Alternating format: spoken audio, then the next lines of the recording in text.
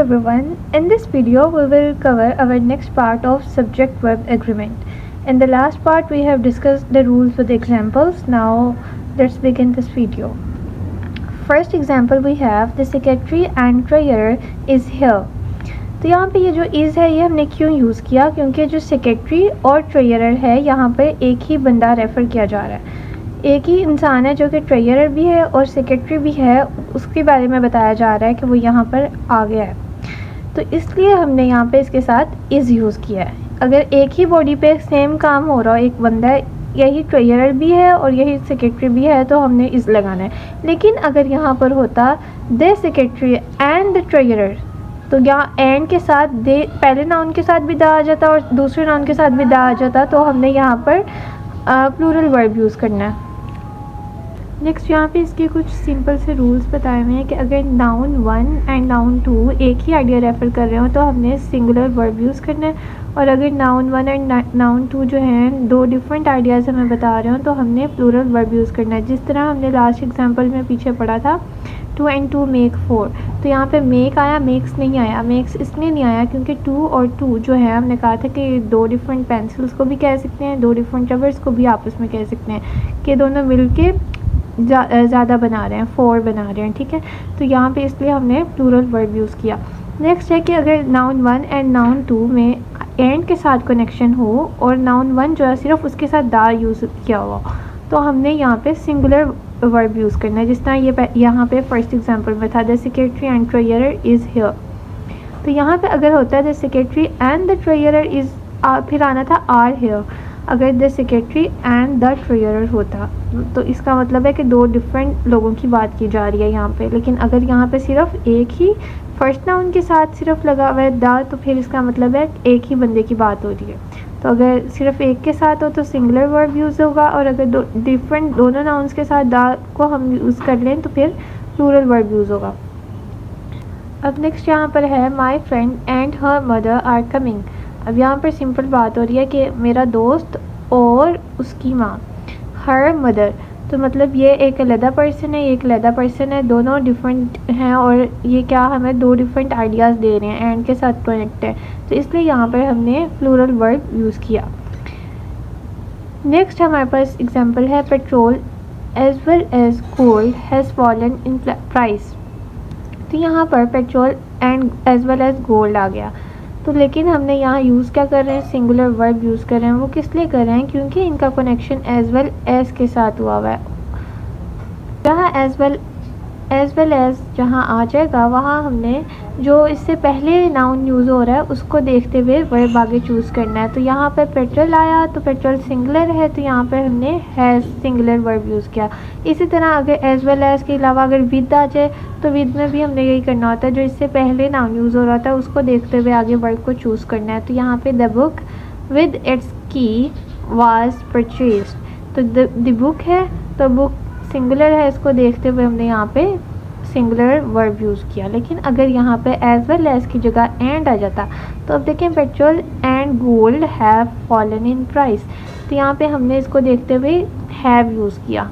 Petrol अलग चीज़ है, gold अलग चीज़ है, तो ये दो डिफरेंट आइडियाज़ हमें दे रहे हैं इसको देखते हुए, इसलिए हमने यहाँ पर फिर प्लूरल वर्ब यूज़ किया।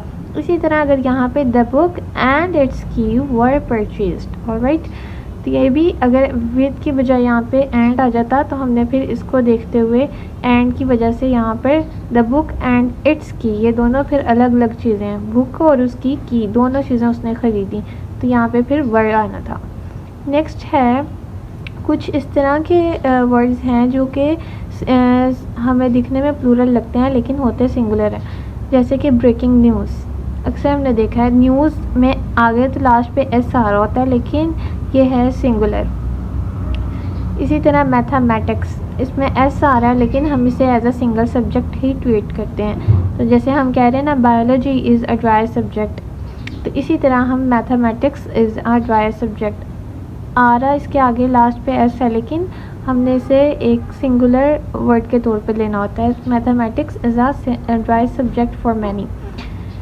नेक्स्ट है दिस न्यूज़ एज फेक, तो यहाँ पे न्यूज़ जो है ये सिंगुलर आ रहा है, तो न्यूज़ को देखते हुए दिस यहाँ पे हमें रेफ़र कर रहा है कि एक न्यूज़ की बात हो रही है, तो इसलिए हमने यहाँ पे इज़ लगाया। अगर आ जाता दीज न्यूज़ आर फेक, फिर दीज बता रहा था कि न्यूज़ ज़्यादा हैं, खबरें हमारे पास ज़्यादा हैं, तो उसको देखते हुए फिर हमने यहाँ पे आर लगाना था।